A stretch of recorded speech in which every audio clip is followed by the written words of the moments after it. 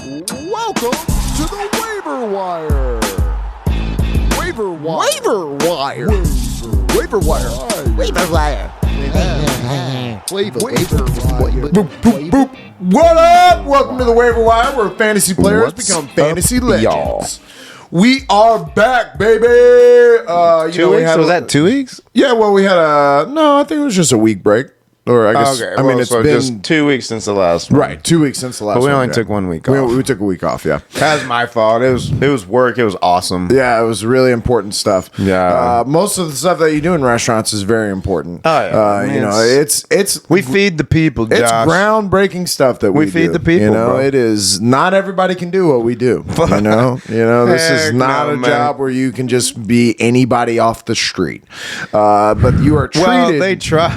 Yeah, they sometimes. do. Oh, yeah, they do. We'll give it a shot. No, I'm being totally facetious. If you have a heartbeat and you can carry something like this, and you can remember 3 things. Nah, I mean, anyways, Josh, it's skill. It's so important. It's so important, and it's such a big skill. Everybody wants to do it. That's why everybody's lining up at the door to say, "I want to be a server." But no, life as a server is not what you. Nobody goes into this saying like, "I made it. I'm gonna do." Well, I was thinking about this the other day when I was having that discussion with him that. Like, if you go ask every single person that's a server that works there, like, nobody, that's not their career, right? No. Nobody, even Jesse, like, he still thinks that he's gonna do something else. You know, the thing is, like, the biggest problem with what we do in fine dining, quote unquote, is that you do make good money. I mean, we make good money. That is the biggest problem. And the biggest problem is that it's hard to step away from that because you're like, well, shit. Yeah, people, I don't think they realize how much money. Yeah, they don't know that we make as much as we do. So it's like, if you're just working at you go look for another job and they're like, we're going to pay you $60,000 a year, and you start laughing. Like, that's why when you see people that are like get the fuck out of older here. working at like IHOP or, any of the servers you've ever had at a Waffle House, they hate their lives because they're not making shit. They're making like $100 if they're lucky, and they are struggling to get by. But that is unfortunately not the financial side of what we have to do, but we still have to deal with the rest of the bullshit, and waiting tables just sucks dick. Waiting table sucks dick. You heard it here first. Josh sucked. What'd you say? I suck. I've done it many times. There's been many rich man that while he's eating his steak is like, you know what, boy? Suck this dick. And I have to go, oh, I want the money. I want the money. Right. Again. Yeah, damn it. Didn't I do this last week? Yeah. Yesterday. Basketball. This is when basketball is best. Yeah, and you know what? I have time to watch one thing when I get home. And Well, and you can watch highlights of this stuff and pretty much catch up on, because, man, watching basketball in the current today is such a 3-point contest that it really drives me fucking insane. Everybody is shooting threes. Al Horford, fucking everybody is shooting threes. It's so annoying. Shit, Horford was knocking them down. I know, and that's the problem, is that it works. So when they catch fire, the analytics say I know, to shoot that's why threes. they're all doing it. Yeah. But I hate watching it because it's not good basketball. Analytics is ruining, like that's what they say. Analytics is ruining sports for us because it just. Did you see the Rudy Gobert and Shaq going back and forth? Okay, so Rudy Gobert said that he would lock Shaq's ass up if he defended him. Like now or back in the day? He said he didn't put a timestamp on it. Sure, they can do it now. I don't think he can do it now. What the fuck? But back in the day, does he know how big Shaq is? Shaq would, if you took prime Shaq and you dropped him in today's game with the way that they play basketball, I get it. Everyone's gonna be like, "Oh, shoot the three." If you just drop the ball off to him, Who's gonna guard him? He would average 80 and 50. If Jokic, yeah, come on, man. He first of all, you'd all foul out because they call a lot more fouls nowadays. What's fucking Gobert gonna do? What's he gonna do? He's not gonna be able to body Shaq up. He's not gonna body him up. He's not gonna He's keep not him faster than him. He's not quicker than him in his prime. I mean, we're talking about prime Shaq. This is prime Shaq when he had that little fucking 15-foot baseline fucking jumper. I don't even need Shaq in this conversation. Hakeem, prime Hakeem, prime David Robinson. Prime Patrick Ewing. I mean, most of the bigs from back in the day, if you placed them in today's game, they would destroy. Joel Embiid would not know what to do with what the team. happens when Bill Gobert goes up against Embiid and Jokic? Is he locking them down? Nope. And he thinks he can lock down Shaq. He's one Prime Shaq. This is my biggest issue with the Defensive Player of the Year is that they forever have just given it to the center or the forward at the time that they think had the most blocks for the season, or just looks like, oh yep, they're pretty good defender as a center, and they gas these guys up into believing like I'm a 6-time Defensive Player of the Year. No offense to Ben Wallace. Ben Wallace was a good player. He really was. He was a great defender. You gave him so many Defensive Players of the Year that it kind of almost increased his value. Like Rudy Gobert thinks that he has some value.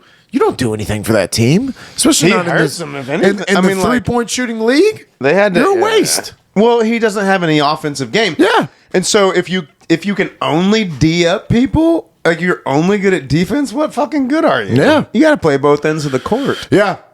And so not only would he not be able to D up Shaq, but is he gonna out? What's he gonna do on the other end? side? Because Shaq's going to kill him. Shaq's going to absolutely. Are they playing one-on-one in this scenario? Because then this is a lap. It is. Are we playing to 11? Shaq wins 11-0. I mean, like he'll just turn around and back his ass up every single time. What the fuck's he gonna Every do? single time. I do wonder why doesn't Joel Embiid do this?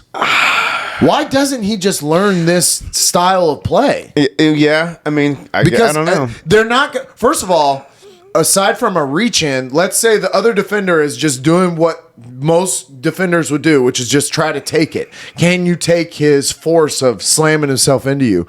I mean, what are defenders going to do against this? They're not going to be able to stop it if he does it. It does.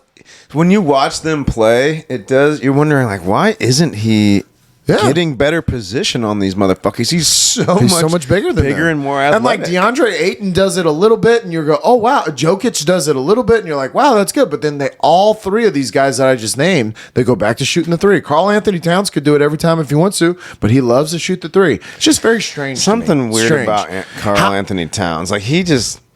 I don't know. I think he's got a little bit of. I don't think he's got it. He's not on. He's not on my list here. He's not on my list here. He's got. There's something about him that. Yeah. So Boston. He's real hardenish. Sunday was yesterday. We had 2 Game 7s. Hold up, we had both 4 Game 7s. Oh, sorry about hockey. That's right. There was a bunch of hockey playoffs. Well, there was 5 of the 8 series went to Game 7, wow. And the 2 of the other 3 went to Game 6. Wow. Mm-hmm. So then hockey has a lot more parity, huh? Yeah, a lot this year. Yeah. How's the Oilers? How are? So of the three Canadian teams, Toronto lost in Game 7, as they do. I think they've lost 5 Game 7s now. Ooh, Chris Paul. Then Edmonton won their Game 7, and then that's why I'm tired because I stayed up watching the fucking Calgary Flames beat Dallas. Actually, the other night when there was no basketball game and there was just an Astros game, I put hockey on one of the TVs. So yeah, there was 3 on that night. The Kings played or the Oilers played that night. So now the fucked up thing is now that the 2 Canadian teams left play each other in the next round. So at least one of them's gonna go on. I'll tell you what's hard for me, and maybe I need to force myself to just play fantasy hockey because this is how it got me into baseball. Is that when you don't know the names. Yeah. And you don't know the teams, you kind of just end up looking up and like you're just like, oh yeah. That's why I've been trying to follow one team because that's why I picked kind of Calgary. I've been watching Calgary and Edmonton a lot. And dude, Connor McDavid is so good. Nice. My guy. So good. Yes. Like, if just watch them play a game and just watch him. I mean, like, Tom Brady, is amazing. LeBron James. When I hitch my wagon onto somebody, I understand. I see greatness and I go, that's my guy. He's amazing. And that's my guy. And he willed them. Like, you could see, he willed them into winning those last couple games. Yeah. Like, he holy shit. He led, like, this is unheard of, and I know you guys don't know shit about hockey, but he led his team in ice time as a forward. Like, defensemen are always get the most ice time, right? And he was out there more than any other defenseman team. Yeah. Why would your scorer not Well, because so you run 4 lines. They run 4 lines through. What's lines? So lineups. Right. So there's 5. You have 6 guys on the ice, right? Usually one's a goalie, and then you have 5 people playing on the rest of the ice, right? You do 2 defensemen, and then you have 2 wingers, a right and left winger, and a center. All right. That's how everybody plays it. So you have 4 lines of left wing, right wing, center. Right, so you have your top line, second line, third line, and your fourth line. And your fourth line is typically called your checking line. That's your big mean guys that go out there and just fucking rough people up to kind of, there's all these different, because there's different styles of play. Like you send your big guys in there to rough up their top line. But such a crazy sport, right? So, but it's literally like sprinting. Like they only play minute and a half shifts, right? Because you're out there. That's what you're doing. It'd be like playing basketball, but the whole time you're just running up and down the court until you're fucking exhausted, and then you run off the court and somebody else runs on, right? And you run up and down the court. And then the defenders, but they change usually, like, so your lines, you also have then 2 defensive pairings, and you have 3 of those. So typically they run with 6 defenders total and 12 forwards, right? So you have 18 people on the bench, and then they cycle different. Like you'll usually change your line, and then they'll change their D at different times. But wait, now is Conor McDavid not good at defense? It's just so the reason why your defenders can log so much more ice time is because they're not constantly rushing into the offensive zone. They're gonna hang back, right? And so then you'll see them, like if the puck gets turned over, they're just gonna drop back, right? So they're not constantly sprinting up and down the ice like your forwards are, and so. Yes, he's getting better. He's not a terrible defensive player. It's just the defensive players practice and learn different skills than your forwards do. I see. Like your defensive players have to be exceptional at skating backwards, right? Because when you're defending on ice, you're skating is the craziest sport. I was explaining it to the Turkish gentleman because I was like, I put hockey on. He was like, "Really? You put hockey on?" I was like, "I want to get into hockey. I need to learn more about it." But it is probably the most athletic game. It's definitely difficult. I mean, you're on a slippery surface. I don't know if you ever ice skated, but it's not easy hockey to do, and it's it's fun. It's probably the most fun sport I've ever played. Like it's fun. You're like, you can hit people. The way I explained it to him is that I was like, think about this. Like, think about how much faster these guys can ice skate than you can run. Yeah. So they're going so fast, and you don't realize until you go to a game. Because when I went to those Houston Aeros games and I saw them, I was like, oh my God, they're hitting each other so hard. Like when they make contact, you're like, oh my God. And they're not small. These are not small guys. These are huge 6'4", 6'5". And you're watching them in person, you're like, oh, they're giants. Shit, they're huge. And how much do I love that if they throw their gloves down and the other gentleman throws his gloves down, the refs will say, back up, let these 2 men handle this. Oh, man, that is amazing. In every sport, this should be the case. I've said that for a long time. Yeah. If you take your helmet off and the other guy takes his helmet off, you want to go? Yep. Let's and go. then when you hit the ground, they should stop it. Yeah, absolutely. And then if you're hit the ground, everybody breaks it up. If you're a puss, you go for a double leg takedown, and you just end up getting picked up, and there's no fight. You hug them and drag them to the ground. You're like, I didn't want to fight. Yeah. But the real ones will grab your shirt. Andre Johnson will beat the fuck out of Cortland Finnegan every single time. I promise you that. And he had his helmet on. Woo! I love that clip. Andre Johnson lost it, and I love it. He snapped. He was like, you know what? I'm gonna kill him. And Cortland Finnegan. But shout out to Cortland Finnegan for getting under somebody's skin like that. Yeah, he did. Come on, bro. Yeah, he did. He fucking annoyed him so much that he almost killed him. Kill him on the field in front of 30,000 people in the stands.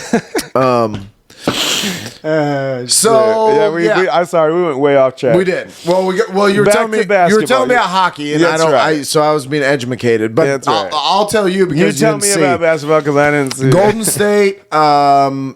They finished up their Memphis series. John Morant went out, and so that was pretty much set in stone. That was going to happen. They lost in Memphis really bad. Did you see that blowout? They lost by like 50 points in Memphis, but they took all their guys out. Wasn't that the one where they did the whoop that trick thing? Yeah, but did you see Draymond? No, somebody was telling me about it. They were playing whoop that trick, and Draymond is in Memphis, like going crazy with his like towel, like this singing. Was in Memphis. Oh, it was in Memphis when they beat the fuck out of him. No, but then Game 6, they came back to Golden State, and that's where they won. But that wasn't Sunday. Sunday was Dallas beat the fuck out of Phoenix. It was shocking. Devin Booker played really bad. Chris Paul played really bad.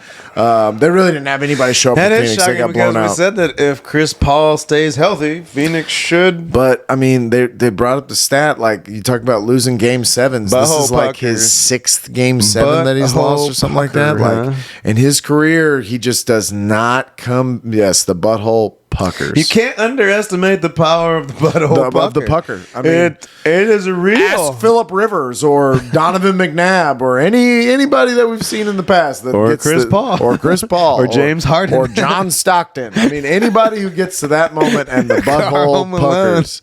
But yeah, and dude, let's not discount what Luka was in God mode. It was like everything he threw up. That's cool. Actually, this is a fun matchup. Is a great. I like the Western Conference Finals. I didn't think this would. I thought it'd be Golden State Phoenix. Yeah. I'm right about everything else so far, though. I did call the rest of this. I'm still up for my finals. It's still Boston versus Golden State. I still think that's what we're gonna get.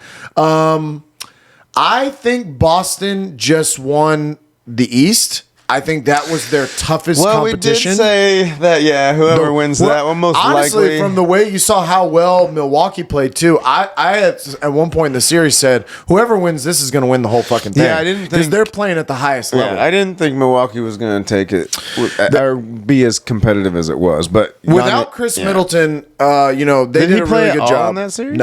No, it didn't play at all. And, without Chris Middleton, they just relied too much on Drew Holiday to be offensive in this. He had a really bad game. And Giannis had an average game, but he had to be Superman every single time. And when they got to Game 7, he couldn't hold up. And the Boston is just deep, man. They're deep. They have guys that are Grant Williams in Game 7, he hit 7 3-pointers, and he's one of their youngs. They have Robert Williams and Grant Williams that are both really good young players. And Grant Williams went off for 30 last night, and Jason Tatum didn't even have to do that much. That's the thing about this team is that at any given moment, one of the 5, Marcus Smart can give you 20. Jaylen Brown can give you 30. Al Horford went off for 30. I just think they're the deepest as I can see as a team right now. And they also, I know that they ended the regular season as the best defensive team as well. This Miami series should be a hell of a defensive battle, huh? I don't know. Miami struggled against a butthole pucker that is James Harden, a right thumb that had an injury, and a face mask that he was obviously tentative about, and they let Tyrese Maxey. I just see Boston kind of going, all right, it doesn't have to be Tatum every night, but one of us can get us 30, and then the rest of us will chip in. Six games, yeah, probably? I think 6. I think Miami definitely wins. I can see them both it's not about 6. Yeah, neither Dallas can pull out a few, but I just Dallas think maybe will pull out a few, but I just think. Although I kind of counted Dallas out of this Phoenix series. Sure. And like last night, Spencer Dinwiddie, who we've been saying like, oh, he didn't even play that many minutes kind of at the beginning of the series, but Spencer Dinwiddie at the end of this Phoenix series, that Game 7, he went off. He had 30 points in that, and he was hitting threes like crazy. Yeah. So, well, I mean, if Luka's going the way he is, it really does empower a lot of these other guys. Jalen Brunson, all they need is one of those guys to kind of help Luka guys. And they're out. missing somebody. Well, they got like Hardaway Jr. or something like that. He's out for the season. Yeah. That's what I'm saying. They're missing one of their guys. Yeah. They've got somebody waiting there, and they like guys like Reggie Bullock and Kleber. They have some forwards. I hate his hair. Yeah, stop that. I don't get it. I mean, like, how do you clean that? Well, it's got to get in when you're shooting. Yeah. Like it's like in his Yeah, face. It's weird. He tied a tube sock to his head and he's playing with it. It's just, I mean, like it's different. Yep. It's Yeah, very you, man. artistic and Be stuff, you. but I just don't see how you play basketball with that thing like in your face. Yeah. It's weird. But Golden State, now Steph is kind of being Steph. It's in the Steph in the playoffs. It counts against him. It really does. I hate to do that to him because he's a great player. He's an all-time great. He's the best shooter of all time. But in the playoffs, man, I don't know what it is, but his percentage goes way down. They've won a lot of these games. This is Jordan Poole. Jordan Poole and Klay Thompson. Klay Thompson has reemerged as Klay Thompson. He was hitting shots and hitting late clutch shots too. So if they have... I think I'm gonna spill every fucking thing on me today. Yeah, that's how coffee. That's how we drink. Every time I drink water, I leave a little bit for my shirt. Yeah. I think Golden State wins in 6. I just am not going to count Dallas out because Dallas did play really well. It could go 7. I could see a 7-game series. That might be fun, actually, between the two of them. But I think Golden State will pull it out, and I still got Boston versus Golden State. But I've seen chinks in the Golden State armor. Right, yeah. And that's what makes me confident saying. I would have thought once Ja went down, they would have dominated them. Yeah, and they kind of did, but they one got game. blown That one out game, yeah. on that game 5. They got blown out in game 5. Up So it's 3-1. possible, yeah. Especially going up against, I can see it. I'm still sticking with Golden State because they just seem like It's still the finals I want to see, right? Yeah, for sure. Even though if Dallas does somehow pull it out, I'm still in. I'm still like, wow, cool. And because if they do, that means Luka just went it ups his status for sure, which he's already upped. Let me just say, I think I made my top whatever list, and it changed. Jokic, the Joker, was a lot higher on my list before. I had Embiid at number 2, but I feel like the NBA is ever evolving, and Ja Morant is a perfect example of that. I don't think he would have been on anybody's top 10 list going into this year, and now it's hard to keep him off of it. But Giannis to me is still the best. I still have him at number 1. I still think, even though he just lost. He's playing against a good team, and he's missing his top scorer. So, but Giannis, dude, when he takes a step in towards the basket and then decides, okay, I'm going for it. You're either going to foul him, but he's going to get a shot off no matter what. He's going to do this strange arm thing to you, and he's going to throw it in there, and he's getting much better at it. So I just think he's unstoppable. Yeah, once he gets to a certain spot on the floor, it's over. You can't stop. And he's hitting more threes, so I just think his game's getting better. Dude, if he develops with 30%. And let's be real, he doesn't have, just like the kind of LeBron thing, like Chris Middleton's good, Drew Holiday's good, but he doesn't have a great playing with him. And Damian Lillard actually put out a tweet saying that would be a place that he would love to go. Can you fucking imagine? I like me some Damian Lillard. Me too. He's been stuck playing on in a shit Portland. team. Like, yeah, but they got rid of everybody. They got to be looking to get rid of him too. I think so. You don't can't want to force this guy to just play with nobody. That's fucked up. He's only got a couple of years left. So but yeah, then to me, and I might be skyrocketing this guy a little high, but he is just like his Game 7 performance last night too. He was doing it on both sides. He was coming up with blocks and steals. Well, that's just it. Both sides. He plays both ends. Jason Tatum has arrived. He has arrived. He's 24 years old, and he's like, I am not a boy in this anymore. I am legit. I am a superstar. Well, when you can get yours when it's time. Yep. In clutch moments, clutch into the game shots, and he's doing it. He's done it, and it's why Embiid was my number 2, because I think just like skill wise, you have to look at Embiid and go, holy shit, he's so good. But playoffs again and again and again, this guy, and I'm not going to put it on him. I think this was other people. Obviously, he did. It's a part of. He's a part of it. He's a part, and he's going to continue to get hurt. He's always going to get hurt because his body's too big, and he's not. And then he got somebody broke his face, and he did. And give him credit for fighting back, and he wants to fucking play, and he plays hard. There's a reason why he's getting hurt. Even with the mask on, he was still doing great for him. Right. But I thought when he fucking hurt, he hurt his thumb on his shooting hand. Yeah. And he was still playing. He's going to have surgery on it. Yeah. Yeah. And That poor fucker, though, he's got to be like, oh, shit. What are we doing? Oh, did you hear what he said? Uh-uh. So after the game, he said, because his accent is, he's from Africa. So like he's very blunt, I feel like sometimes. And it was awesome. He said, this whole time, I think we've been expecting the Houston James Harden to come back in, but he's not that guy anymore. He said, he's more of a playmaker. He's more of like setting up the plays for us, but he's not the offensive. And he's like, I think we can all be more aggressive at times, but it's just like, I expected a little more. It's like, woo!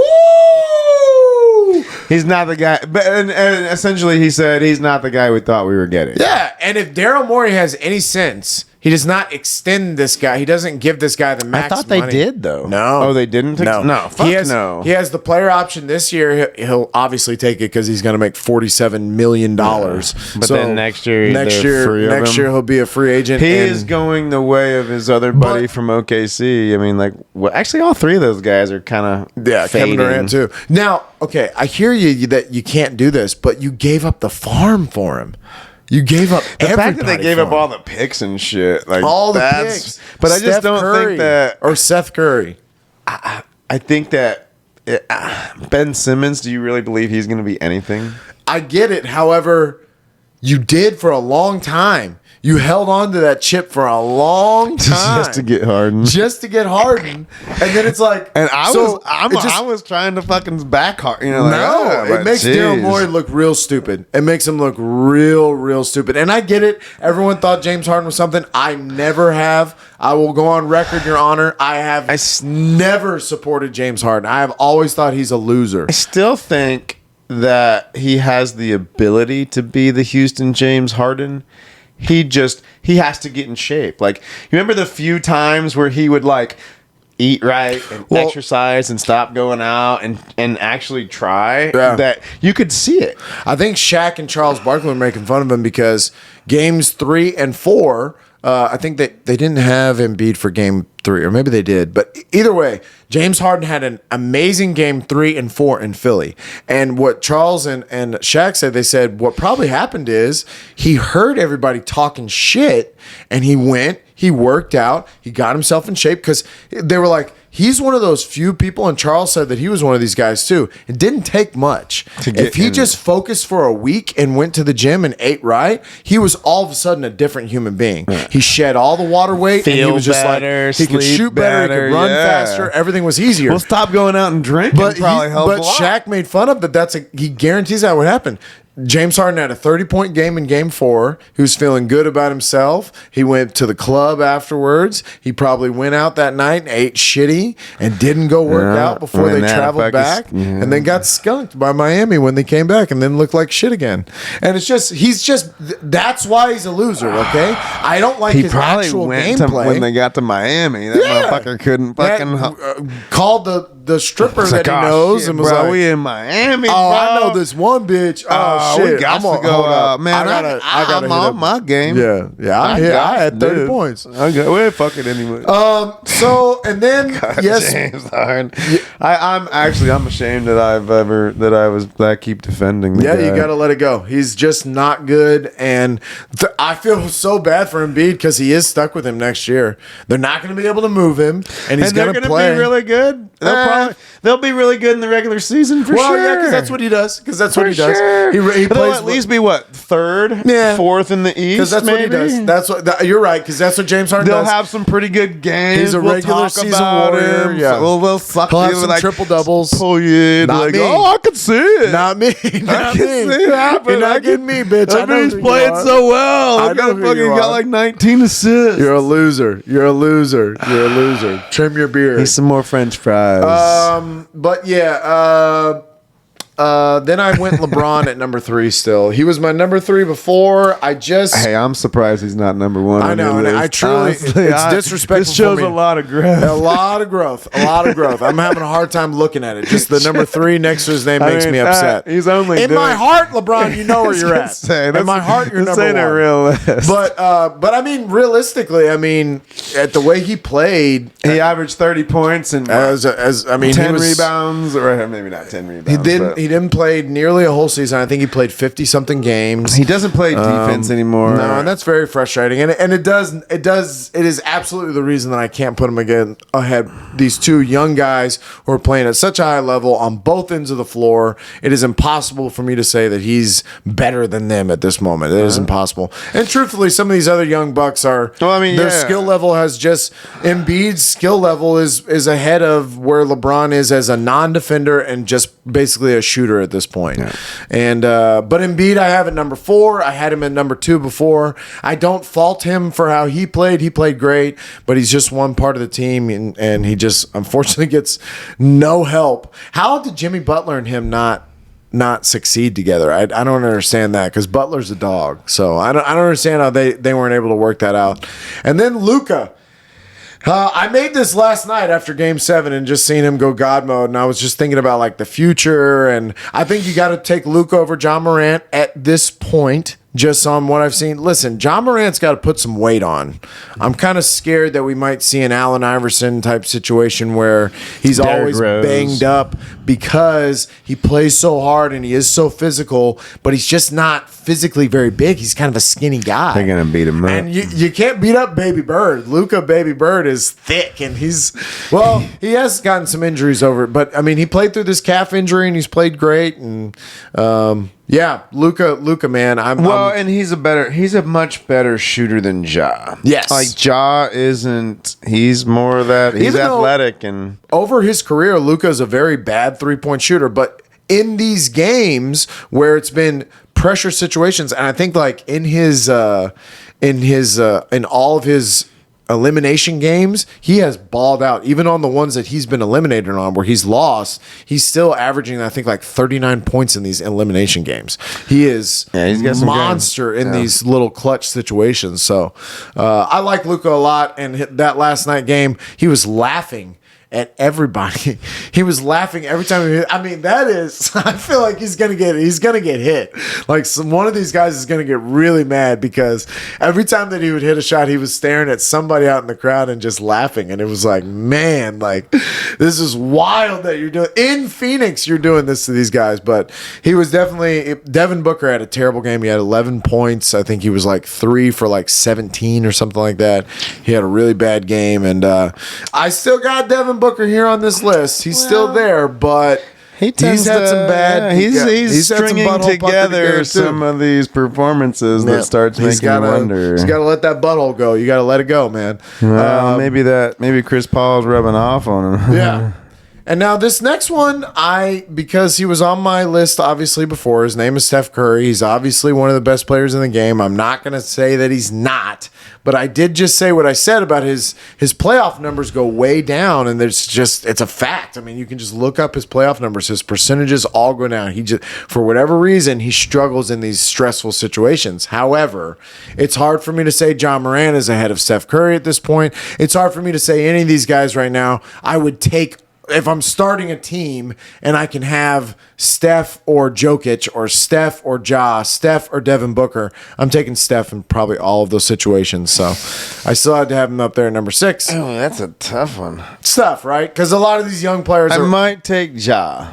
I hear you. But I like that's my number 7. Yeah. My number 7 is Ja, and Ja is on the rise. I want Ja to gain some weight. You know, Steph had to gain some weight. Yeah, Steph had to rebuild his physicality, to learn how to play and stop. Yeah. Turning the ball over as much, hurting his and he started playing with ankle braces, and he did develop. He had to tweak his game a little bit to stay on the court. I don't want Ja to go down the Derrick Rose path. You know, I'm on the Ja. I like Ja Morant. It's fun to watch. He needs to gain some weight. He needs to change his game style. You need to like just tweak it. Maybe not. You know, like just figure out these little. When can I do this? When can I not do this? Yeah. What can I do better or more efficiently to keep myself out of these situations? Yeah. Because I mean, fuck. And then another guy that the buttholes continue to pucker. I think Jokic was pretty high on my list before. I think I might have had him like 5 or 4.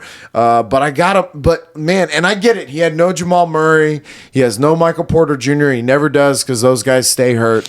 But I just don't know if I see this guy being a world beater. I don't know. He's great. He's obviously a top 10 player. He was the MVP, back-to-back MVP. I don't know if he deserved that, but whatever.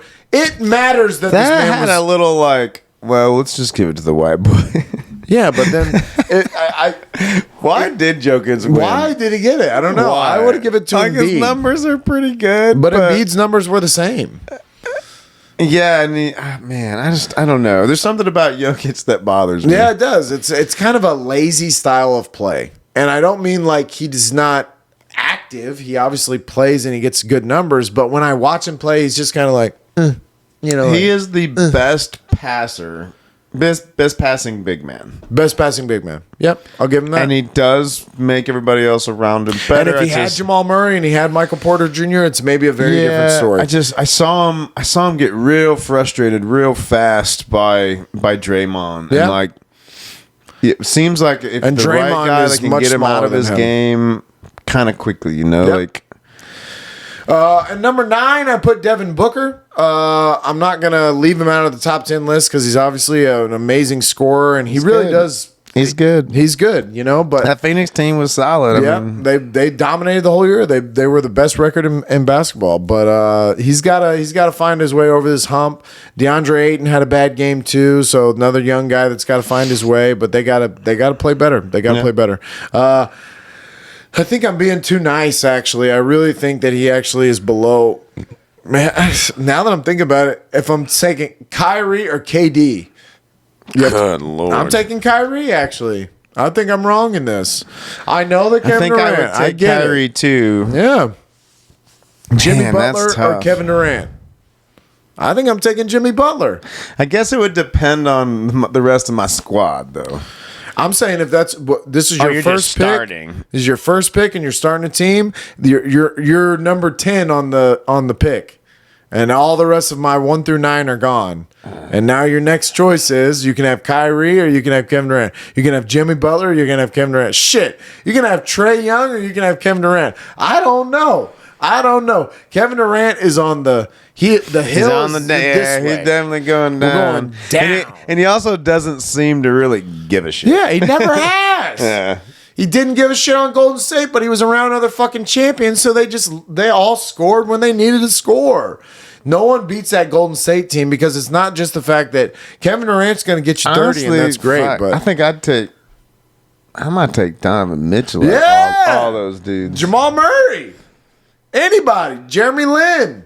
I'm not a Kevin Durant fan. I put him on this 10 because it's out of respect. I mean, I guess he's supposed to be a top 10 player, but I've never seen Jordan Poole. Fuck yeah! I thought about putting Jordan Poole on this list. He has played that well. He has gone. He has played that well for sure. 11, I put Jimmy Butler. 12, I put Kyrie. Even though I'm telling you, I don't know if I agree with that anymore.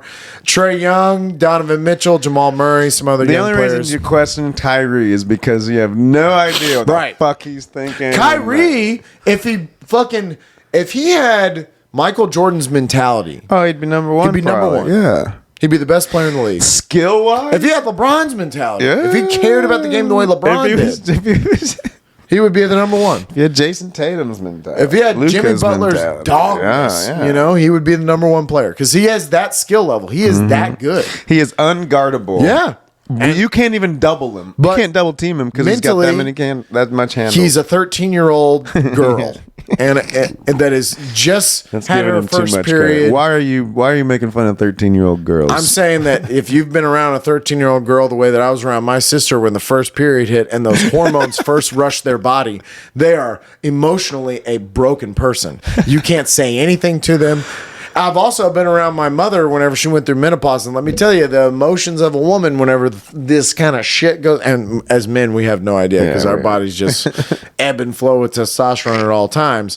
I'm telling you, Kyrie is first period woman emotionally. That's hilarious. And that's an insult, and I mean it that way. Basketball going well, and we're getting into the nitty gritty here. We're in the conference finals, and I'm excited. Let's go away from basketball though, because we've done it. We've fucked it all in the butt, and talk about my man getting 10 years, $375 million. From who? Oh, did you not know this? No. So as soon as he finishes his playing career, whenever he decides that is, from Fox? he will be the Tony Romo, the lead NFL or the lead NFL analyst of Fox Sports. I did see. And I he didn't will see call that games fucking for number. Fox Sports. Holy shit! He That's will go more than he on ever the got. road.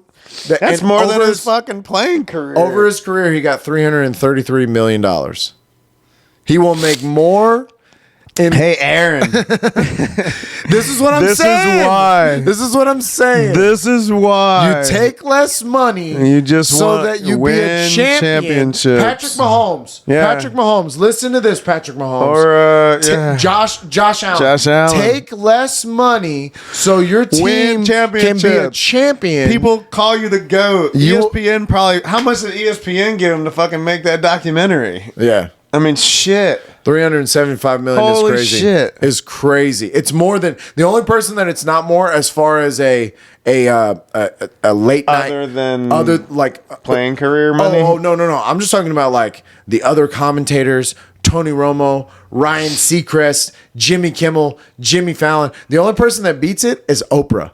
The only person that gets paid per year more than to do their Brady little on TV. on TV song and dance is Oprah. Wow. This man got paid. So much so that He might make more than Giselle now. I heard that ESPN made a run at it, and that's why the Murdoch family who owns Fox Sports was like, oh, fuck they tried to get Brady. it. Of course they did. Of course they did. So now listen. I wonder what Peyton's thinking. No, and listen, I'm sure Peyton got a.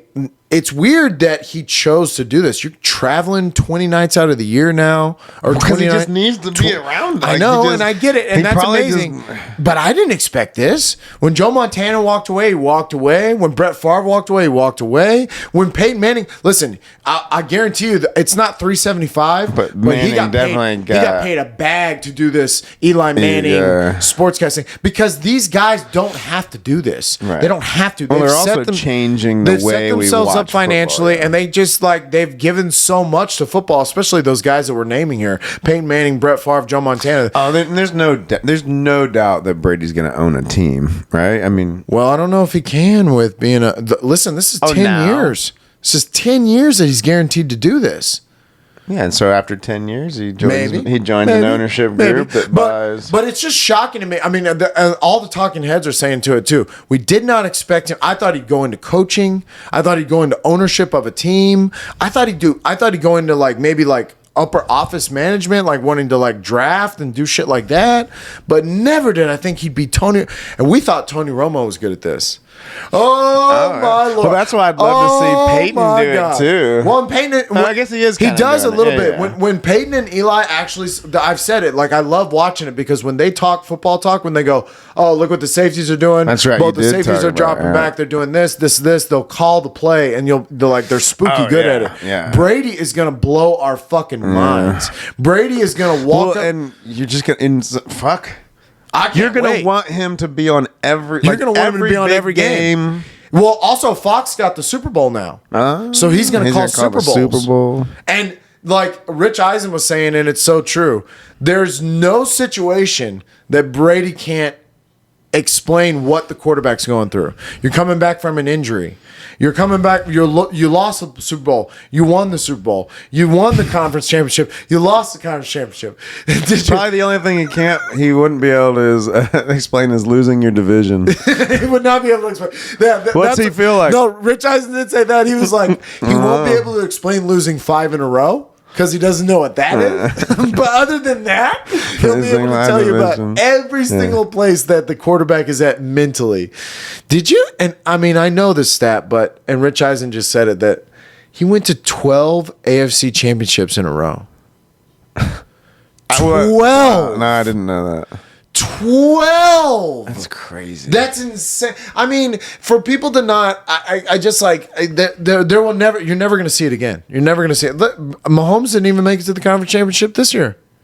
I mean, that's equivalent to LeBron making the finals. 8 in a row. Is it 8? 8 in a row. You'll never see it again.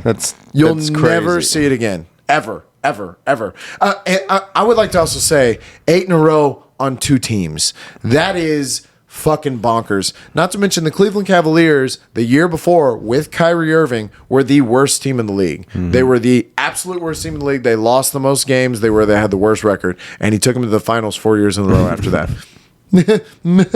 And I know Kevin Love came over, and we know how good that white guy was. That American white was amazing.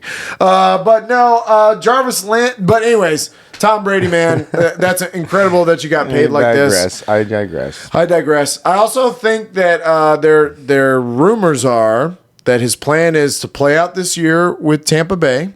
So when does this start? When he decides. Oh, okay. They also gave him that caveat. You don't have to retire next year. If you don't want to. Whenever you're ready, it's here for you. And he signed it? Oh, yeah. Oh, he already announced it.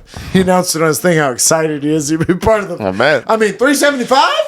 I'll be 375? That is something else. Wherever you want. That's a good looking number. 37.5 million a year? I never got paid that. I don't think he ever got paid that once. I don't think he ever made that a year playing football. And this is going to be in a booth, not getting hit. Falcon. But anyways, Jarvis Landry's got signed to the New Orleans Saints, as well as Honey Badger. They both went to the Saints. Tyrann Mathieu went to the Saints as well. So, I'm kind of changing my tune on New Orleans. I think they make the playoffs. I think as long as Jameis stays healthy, they make the playoffs. They're an interesting one where Baker may end up, because let's say Jameis gets hurt again, just totally plausible. He gets hurt a lot. If he goes out and they're playing well, because I think they will play well. Michael Thomas is going to play. They drafted that Chris Olave from Ohio State. Defensively, they've always been pretty good. Defense, yeah. So I just think, and Jarvis Landry is a good third option in that. If this kid can be your number 2 and Michael Thomas can come back, I like it. You still got Alvin Kamara. I'm changing my tune on the Saints. They're a team that I'll throw in the mix in the NFC. They're going to be there. I think they're going to be in the playoffs, but the NFC is so weak. It's still so weak. It's the Rams and it's Tampa Bay, and nobody else is even sniffing it. Philly, maybe. Yeah. I hear you. Philly will also play really well. I have Philly winning the division. San Francisco. Do they have Deebo Samuel? That's what I was just thinking. If they don't have Deebo Samuel, it changes it completely. Well, they need Deebo to be Deebo. But the Rams are still going to win that division. Yeah. So you're talking about playing on the road. Are they Trey Lance? Are they Jimmy Garoppolo? A lot of question marks on San Francisco, but I hear you. But another guy that signed that just made my ears kind of go, hold on. So the Chargers have Khalil Mack, Joey Bosa, Derwin James, J.C. Jackson, and now Kyle Van Noy from the former Patriots. They have loaded this defense up. Wow. They already had a good secondary. Well, they have to. I mean, that whole division is just it was an arms race. That's scary right there. As far as the defense goes, I can't think of a better group keep of them defensive healthy, players. They could wreck shop. With Justin Herbert, and they brought all that offense back, Austin Eckler and Mike Williams and Keenan Allen, and they're all going to be another year stronger. They drafted a guard to be a really good guard in the first round that will immediately start and get in front of Justin Herbert. I'm kind of into it. They got to show me. Especially after, I don't know, especially you in last year. Yeah, I'm not into it crazy fantasy wise. Although if things fell, I think Keenan Allen's an interesting one. Mike Williams is an interesting one. If they fall to you in later rounds, I get it. Definitely this year, let's talk about fantasy football. Definitely this year, my strategy going into this year is don't hitch my wagon to bad teams. The Steelers were a bad team. I drafted 2 players in both leagues, Najee and Chase Claypool. I just depended on them so much. And if I am going to do that, I need to do it to teams that I think are going to be good. I think we're saying the teams, the Rams, the Buccaneers, on the AFC side, shit. The Chargers will be really good. The Raiders. I have to say the Raiders are going to be good. The Bills are going to be good. The Chiefs offensively, they're still going to be the Chiefs. And Denver should be better. Denver will be better. Indianapolis is going to be really good with Matt Ryan. They really are. They're going to be a much better if Carson Wentz can get you almost there, I think Matt Ryan can get you in the door. Win that division. He can win that division. And so, yeah, I just think it's about not drafting players from bad teams. Yeah. No, don't get. I like Najee Harris. The Steelers are still going to be a bad team, and I think that's what makes me say I can't. Christian McCaffrey, no way. He's going to be on a bad team. They're not going to be Kyle Pitts.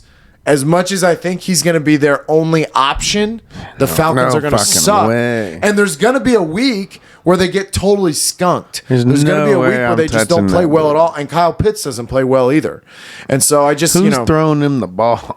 Marcus Mariota. Yeah. Marcus Mariota is the quarterback for the Atlanta Falcons. Any receiver that I draft, the first thing I'm looking at is the quarterback, right? I mean...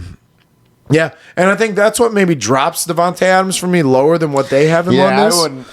That was the first thing that jumped out at me there. Like, I just don't know if I trust Devontae Adams on there. But, I mean... Derek Carr will throw the ball. They will throw the ball. But Hunter Renfro's still there. Darren Waller's still there. Yeah. They're going to run the ball. They're going to be a more balanced offense. Yeah. I'm not saying Devontae Adams doesn't have a good year because I think he does. But he's not going to have the same year that he did with fucking Green Bay, right? No, it will not be that. I will not be so, that. Yeah.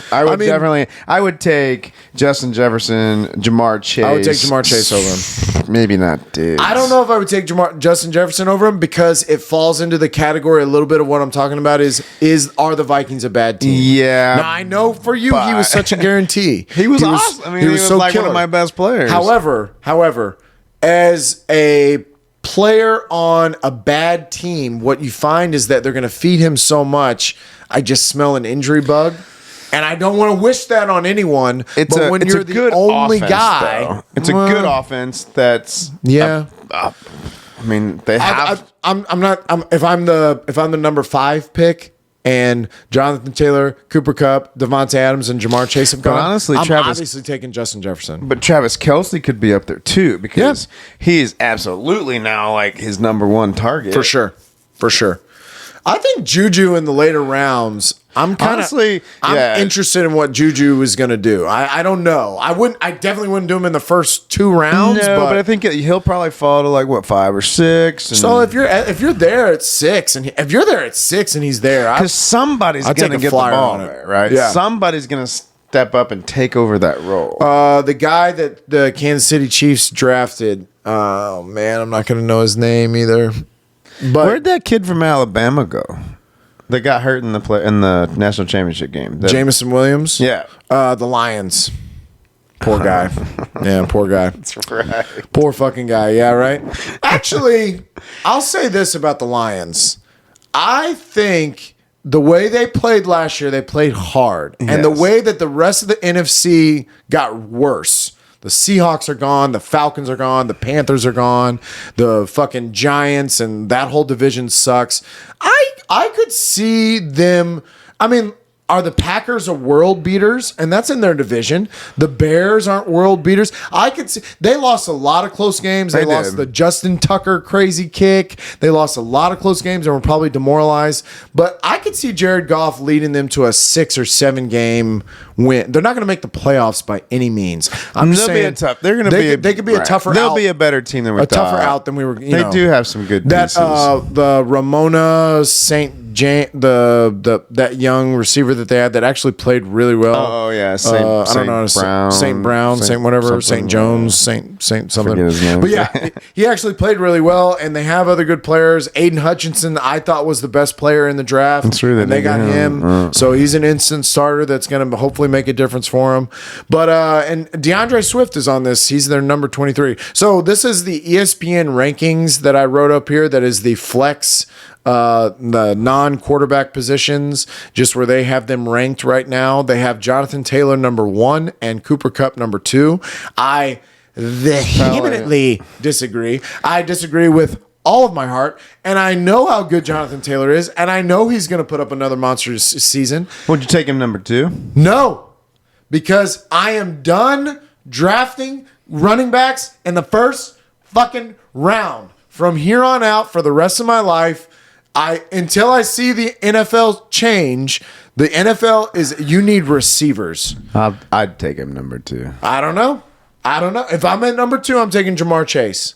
If Cooper Kupp goes number 1 and I'm at number 2, I want that Jamar Chase. I want Jamar Chase so bad, I'd almost feel crazy in doing it number 1. But listen, all they did was draft offensive linemen. They drafted offensive linemen and defensive players, and they free agent wise went and got La'el Collins, Kappa from the Buccaneers, and another dude from the Patriots. They went and got offensive linemen to throw up in front of this team that already had all the pieces. They already have it all. They went to the Super Bowl. Yeah, they were in the Super Bowl and they were this close. I hear you. Jamar Chase, I do. And listen, Devontae Adams, I think you'd be like, yeah, Jonathan Taylor's going to have a better season than Devontae Adams. I get it.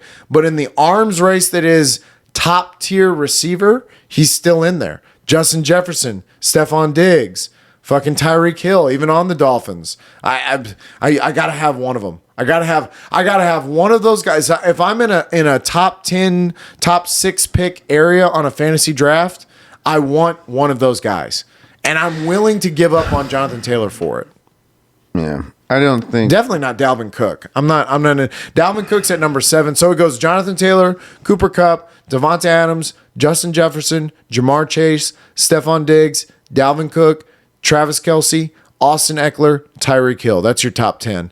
Okay, so rearrange the top 10. How would you do it? Cooper Kupp, Jamar Chase, Justin Jefferson, Devontae Adams, Jonathan Taylor, Stephon Diggs, Travis Kelce, Austin Eckler.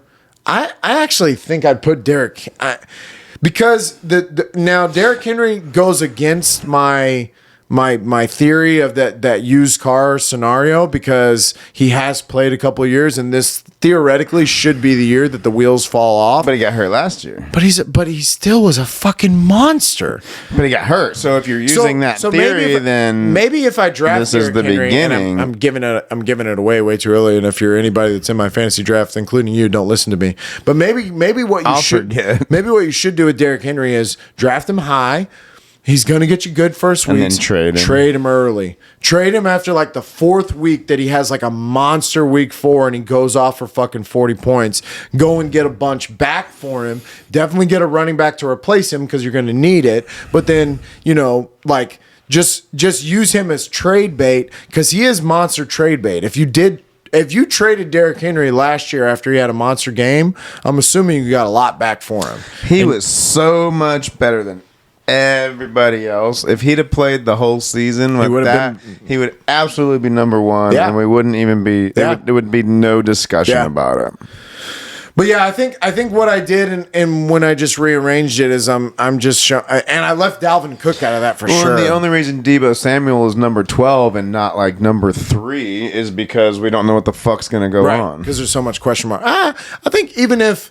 They got this pretty close to the right. I would say he's number 6 if he's. I just threw a number I wouldn't take him above Jamar Chase, Justin Jefferson, Devontae Adams, or Cooper Kupp, but I would take him ahead of Stephon Diggs if we know that he's going to be out there. I would definitely take him over Stephon Diggs but it's also like you said, like who's throwing him the ball? They don't even know. Yeah. So that question mark is hard. And also, is he okay with taking the handoffs because that was a big part of his game. And fantasy wise, it did get him touchdowns. It got him. You did get some points from that. So that was a kind of dual threat. Anybody player. In the next? The only one that I was going to mention is that running back wise, I like the Bengals, I guess is what I'm going to say. I like Tyler Boyd. I like T. Higgins. I like Joe Mixon. I like them all. I think I'm hitching my ride to that they will be very good next year. So I would put Joe Mixon above Dalvin Cook. Now, I don't know why they have Dalvin Cook so high on this list because he really didn't have a year like that. Maybe they're expecting a bigger year from him. But to me, I think that Dalvin Cook deserves to drop way down in that list and maybe Joe Mixon could go a little higher. I'm not saying he's number 7, but I think that whole list needs to go up. I think Mark Andrews is an interesting one. the same way that we say, what Travis Kelce is going to be to that team, we saw Mark Andrews was that to that Baltimore Ravens team, and nothing really changed. And they traded away Marquise Brown, so he literally is their only option. I mean, they have some young receivers, but I like Mark Andrews. You could probably get Andrews in the third because, maybe. Well, I'm thinking about this is that obviously Travis Kelce will go in the first round. Travis Kelce, and I think Darren Waller might even go in front of Andrews. No, that's crazy to me. Tight end wise? Yeah, but there's so much to spread around and the Raiders to me now. Yeah, but now that they're motherfuckers love Darren I know. And you need it because after that, the drop-off is significant. After that, it is crazy. I mean, even your boy from the Lions, I wouldn't feel comfortable doing that super high. It's going to be the same situation. Are you going to draft one of these three guys? Probably not. And honestly, it's just those two. Because maybe in the second round, like if you were like, let's say in a 10-person draft, you're the number 9 pick, and so you get who you want number 9, and then they're coming back around and Travis Kelce's gone. Well, Mark Andrews isn't going to be there when you come back for your 3rd round pick, so it might be an interesting one to take in your 2nd round pick just so that you shore up that position, or Darren Waller. Yeah. But I agree. I think it's those 3 tight ends and then the drop off, and I'm not high on Kyle Pitts because Marcus Mariota, I mean, they're going to suck. They're going to suck so bad. The Falcons are fully aware they're going to suck. So I cannot get behind Kyle Pitts, and I get it. I know I could be wrong because on that team, he is their only offensive option other than Drake London now, who Drake London, even as a rookie, he'll be one of their best receivers, and they're going to have to throw him the ball. I mean, and Cordell Patterson re-signed, so I don't know. Not crazy about Kyle Pitts, and I think the tight end is a huge drop-off after that. Najee Harris, like I said, I love you, Najee. I think you were very consistent. I think you're consistent again this year, too, but I'm not going to do it. Yeah. I'm not drafting a Steeler. I think the Steelers struggle this year. I think their division got way better. If Deshaun Watson doesn't miss any games, which they haven't come out with a suspension, but if he doesn't miss any games, then that means the Browns are better, the Bengals are better, the Ravens are better than them. I just see the Steelers are going to struggle, and I'm not into it. I'm obviously not drafting Chase Claypool ever fucking again. I don't know if I would even do Deontay Johnson because who's throwing him the ball? Mitchell Trubisky, or Kenny Pitts if he ends up getting the starting job. I can't get into the Steeler thing. So that one I would not do. Alvin Kamara is an interesting one because they've got him high here, and I know people will draft him high. I know they're going to do that, but if that falls to me in like the 2nd or 3rd round, I'm telling you, I'm kind of changing. I don't want Kamara. I'm changing my tune a little bit about New Orleans, though. Yeah, but I don't want Kamara. Well, and it is a used car. It is a used car. So by my own theory, I should not do that because he has played plenty of seasons now, and I'm pretty sure the wheels are ready to fall off. Yeah, I think he's definitely on the downward slope. Christian McCaffrey, no fucking way. Nah, I don't want nothing to do with him. It shocks me that he's even in this. I honestly, I take Nick Chubb over him. I take DeAndre Swift. Even on the Lions, I would take DeAndre Swift over Christian McCaffrey. I take Leonard Fournette, even though I smell a Leonard Fournette kind of down season. It's not going to be what it was last year. I get it, and I'm not going to get the ball. And I'm not against him being in the top 20 because he deserves to be there. But I just I don't know. It's hard. It makes me go. It's hard. I don't know if I would do it, but I would definitely pick some of those receivers though over these running backs. Yeah, for sure. Like AJ Brown, Keenan Allen, Mike, maybe Aaron Jones too. Like, I just don't know what to expect, especially they didn't fix this receiver situation. Well, that kind of gives, and to me, that makes it like him more valuable, right? I mean, does it? Well, they're going to have to run in the box, and they're going to fuck him up. Yeah, but you still got Rodgers. He's still going to be able to throw the fucking ball. Whoever the fuck they put out there. Allen Lazard? Robert Tonyan, bro. Randall Cobb, Robert Tonyan, and Allen Lazard? Robert Tonyan. Oh, they got Randall Cobb shit. No, not shit. That's bad. That's a bad thing. They're good. Randall Cobb's are number 1, bro. Yeah. Some of the other ones that I feel like maybe were left out of this that played, Mike Williams on the Chargers last year played really well, and he was a top 10 player for a lot of the year, just numbers wise. Hunter Renfrow. I was just about to say Hunter Renfrow. He deserves the mention. He was top 15, right? And it's not in yards; it's in catches. It's the fact that he catches. Well, yeah, it's definitely PPR, game. right? And he's his fucking security. How's that not going to happen again? Devontae's going to get double covered. Well, and you saw what the Rams, who won the Super Bowl, did with Cooper Kupp, and you got to think that he's their Cooper Kupp. Yeah. Now, I'm not going to fall for this trap again. I'm not going to fall for this trap again with Allen Robinson. However, I will say, I think Allen Robinson is going to have a good year. I think that he has been trapped on shitty teams for so long. Honestly, he'll probably be one of the steals of the thing because probably Josh can't do it. And you know that Stafford is ready to let this man fucking shine. You know, like he's got to be thinking the same thing, right? True. But Cooper Looking Kupp, at it, it's still Cooper Kupp. But Cooper Kupp's going to get his, and that's what I'm saying. But you got to think that there's got to be a part of Stafford that knows that Robinson's never had a good fucking quarterback. Yeah, I agree. And you know what? Honestly, he might be way better than we fucking think. Oh, you're talking me into it. Seriously. Oh, man. We might not even have been able. I mean, he's a number one. I just got fucked by Robert Woods so bad. I'm having PTSD where I just can't do it. But you got to think there's a bunch of people that have gotten fucked by Allen Robinson that just aren't going to touch him. Yep, for sure. And you could probably get him in the 3rd or 4th round. Jalen Waddle was another one that I thought from what he did last year, and now Tyreek is going to take a lot of the heat off of him, so he's going to get a lot of single coverage in the slot. I just see him getting a lot of catches too.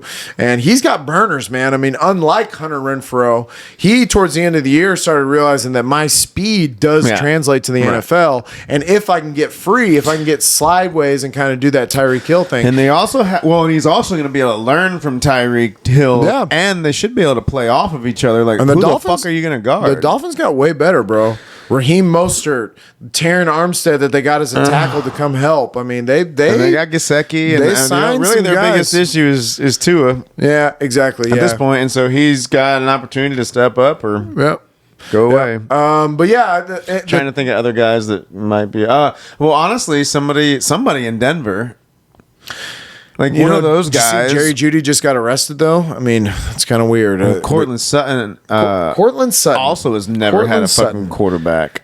He's an interesting one because you think like Terry McLaurin. Well, they got Carson Wentz. Yeah, I like Terry McLaurin though, and I think Carson that's a Wentz steal. is better than. Yes, I think that's a steal. I think you get him later, and then all of a sudden you have a receiver that like puts up solid points for you every week. I think Terry McLaurin's a steal. I think Cortland Sutton and Terry McLaurin could be. I think what we might see with Denver is them be good, but he might spread it around early because he's just trying to get to know them. So he's just trying to like go Jerry Jeudy, go Cortland Sutton. Yeah. You know, and you also got to run the ball. He would do he is kind of streaky at times, like. And his receivers were too. But I agree 100% with you that Jerry Jeudy and Cortland Sutton later on in the later rounds, because they're not going to go in the first round. Right. They're not going to go in the second round. I think probably. Cortland Sutton and Terry McLaurin are both they're both potential top 10 receivers that you can get later on. And hands down, this is the best quarterback that Cortland Sutton's ever played with. Well, maybe not either. Yeah, let's not Carson Wentz, I mean, if you look at his numbers, I mean, yeah, you're right. No, Cortland Sutton he's still Carson Wentz, so I'm not getting. I know, I'm going James Harden on fucking Carson Wentz. Like, I'm trying to support you, bro. The only other thing that I saw was that I didn't mention on here, and I just want to bring it up, is Doctor Strange 2. I went to see the new Doctor Strange. Had to go to the movie theaters. They forced me to go to the movie theaters. I hated it. And let me tell you what happened, and I fucking fuck you, movie theaters. So I was like, I wanted to go late. I wanted to go to like a 6:15 movie, but get there at like 6:30 and not walk in the doors till like 6:40. So we miss all the trailers. So I'm not sitting there for an extra 30 minutes watching trailers that I don't need to see because I'm only going to go see Marvel movies in the theaters. And honestly, if it's a good movie, I just hear about it and it's like, okay, yeah, fuck it, I'll watch it. But so Regal or whatever we were at, yeah, it was like a Regal movie theaters, and we go in and they had blocked out the 6:15. It was gone because it was 6:30 now, and they were like, oh well, that time's passed. So I couldn't buy it on the little screen where you like do it without a person. So I went up to a person. I was like, hey, can I buy a movie ticket to the 6:15 movie? And they were like, no, it's 6:30 now. And I was like, I don't care. Like, I just want. It's like buying McDonald's breakfast. I'm old, okay? I'm used to the time where I could walk up to you and just say, I'd like a ticket, please. And you give me a ticket. You don't Unless have it's this sold out. You don't have this back talk where you want to tell me, what if I only want to see half of the movie? What the fuck is it to you? Here's my money. So they don't let me do it. So I'm like, so I just tell I'm like, all right, fine, give me the 645 one or whatever. So I just buy a 645 one. I'm like, come on. Then you walked into the 615. But so the thing was that I had to find the 615 movie theater. So I go upstairs where our movie theater is, and I'm like, all right, let's just look at all these ones up here. And I walk my poor wife all around. We go to every fucking corner of this upstairs looking at all these theaters, and we can't find it. So we end up finally, it's like it's almost 6:45 at this point, and we're right by the theater that's the 6:45 theater. So she pulled the ripcord. She was like, we're not going to look at any more theaters. We're just going to walk in this one. It's like, fuck you, Regal. How dare you do this to me? But so you had to watch the trailers. Had to watch all the trailers. So was it good? Doctor Strange was really good. Okay. It was really good. People are Marvel spoiled because Marvel just puts out so many movies and all of them are good, and so you're like, well, this wasn't Avengers Endgame, but what is? But this was fucking. I've still never seen that. How dare you, sir? That's the best movie of all time. I've never. Sorry. But Doctor Strange 2, it was kind of creepy. It was kind of scary. They brought in Wanda from WandaVision, and she was the Scarlet Witch, and she was a badass. She was fucking. Somebody posted that something about. Well, nobody told me it wasn't a movie for little kids. I was expecting family fun, and not family fun. He's like, it was. It was dark as a motherfucker. It was. This is not what I was expecting. It was like witchcraft. My kids went and saw it. I think. I think it's still a superhero movie. My kids are older. I still think kids could watch that movie. This dude has it's gonna be a little scary, 4-year-olds or some shit. Yeah. I don't know. Yeah, but they're double digits. Even when they're babies, they need to be introduced to the dark side so that they can get ready for it. That's Star Wars, bro. My dad showed me Alien whenever I was like 3 years old, and I think it was a little young, but it got me ready for that. There's scary shit out there in the world. Holy shit. I watched The Dark Knight with my son when he was probably I don't know, 5. And but there's nothing brutal. It was fine until Two-Face. And that fucked him up. He didn't sleep for 2 weeks. And it still fucked him up. Even later on. But that's okay. You need to get ready for that. There's some hard shit out in the world. So bad. I was oh, you could drive by a motorcycle accident and see body parts. It could happen to you. So you just need to be ready for it. I felt so bad. No, I'm sure that you show these. My dad probably felt bad after the way I reacted to watching Alien because I wasn't cool with it. I was like, but I also think that's part of growing up.